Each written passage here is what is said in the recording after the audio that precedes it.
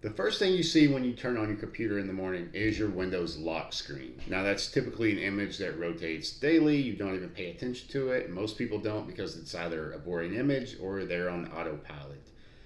And you don't want to start your day on autopilot. So imagine the first thing you see when you turn on your computer is an image that instantly makes you happy. A picture of your kids, a picture of your dog, a beautiful sunset, a wallpaper from your favorite video game.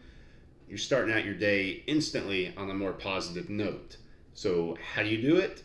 Let's take a look. All right, so I've got my Windows desktop open here. I'm going to hit the Windows I key. That is a shortcut that will open settings on Windows 11.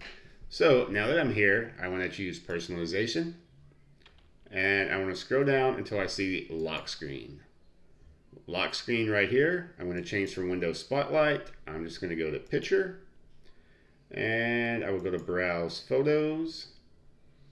Let's go to my wallpaper folder. I will choose this,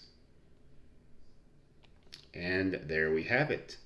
Now you can also do slideshow and you can set up folders. So you can create a folder wherever on your computer, throw a bunch of different wallpapers in there and add it to here. And then you can remove the default ones they have.